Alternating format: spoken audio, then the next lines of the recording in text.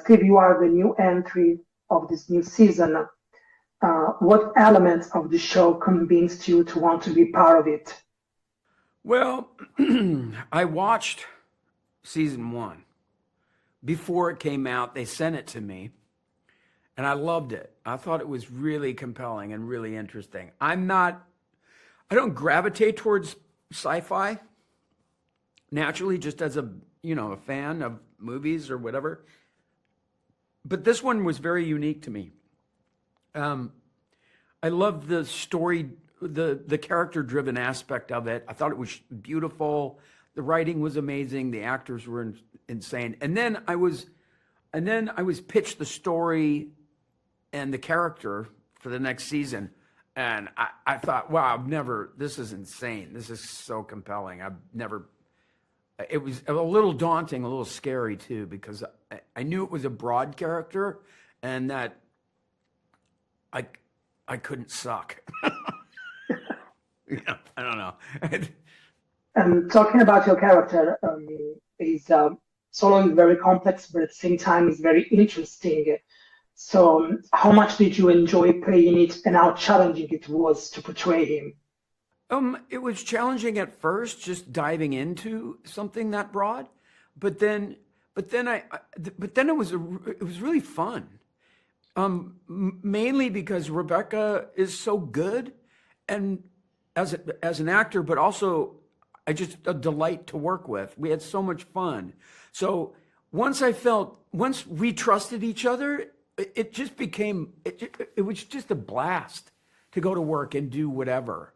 And so that made it less challenging. To me, we shot in order, which helped us as well. So I started behind this door for a week. I acted through a hole in a door and a slot, and that helped. That gave me time to kind of, develop this guy, basically. It was a really unique job because of that. Usually you shoot things out of order, because of logistical reasons. You're all over the place. And then it's really hard to just remember where you're at, and so it was a really cool thing to kind of go in order. Silo is a series that offers so many food for thought. And one of the elements that always struck me about this show is the clear division between those who fight to seek the truth and those who stop at what their eyes show them. Right. And I think that this is something that also happens in our reality, especially nowadays, So what do you think Silo tells us about the world we live in today?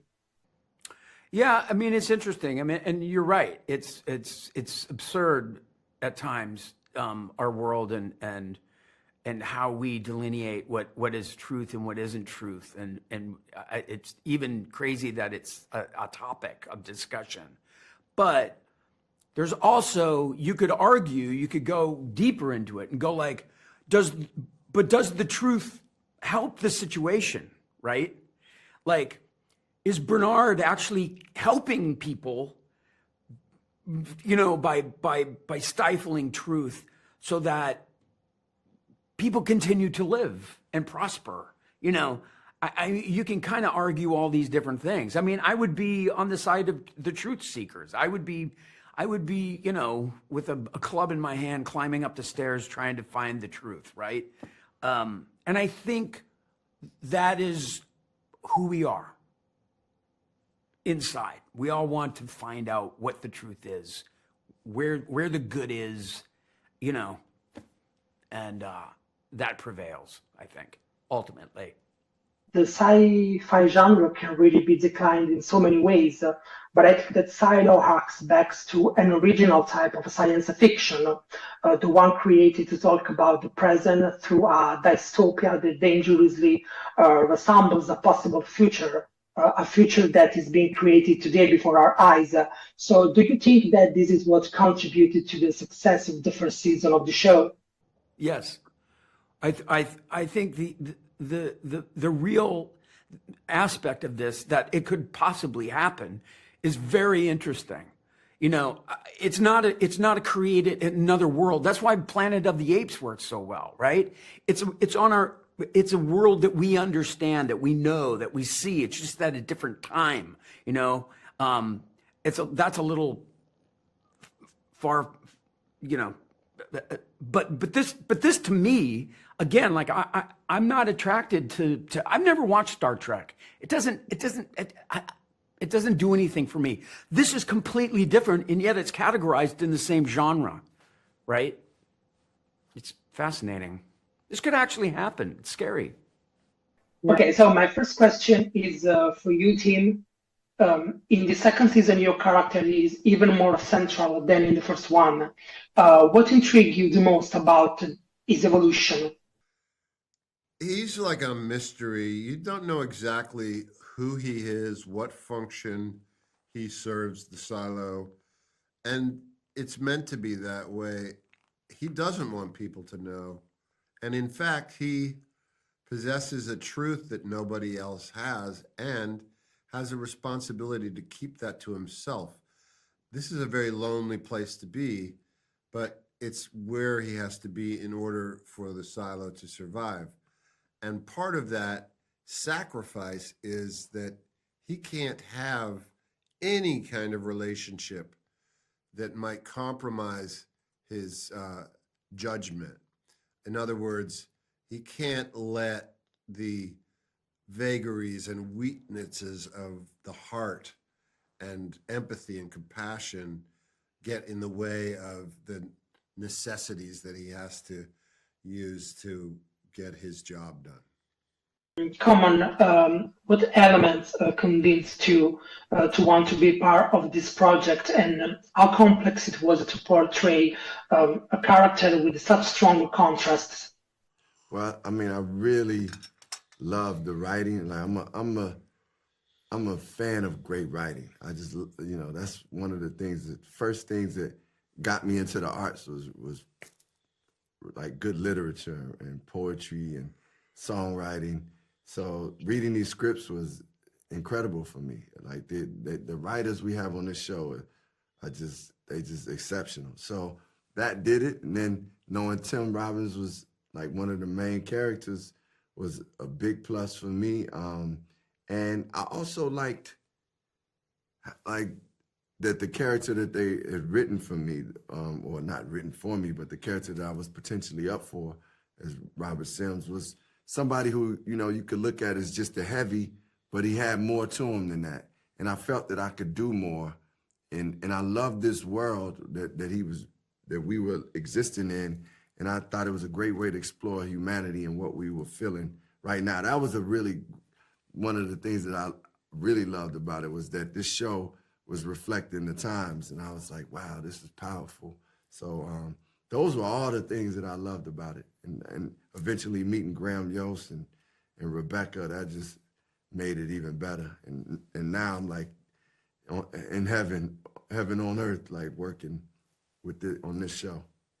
The sci-fi genre can really be declined in so many ways, but I think that Silo arcs back to an original type of science fiction, the one created to talk about the present through a dystopia that dangerously resembles a possible future, a future that is being created today before our eyes. You know what I mean?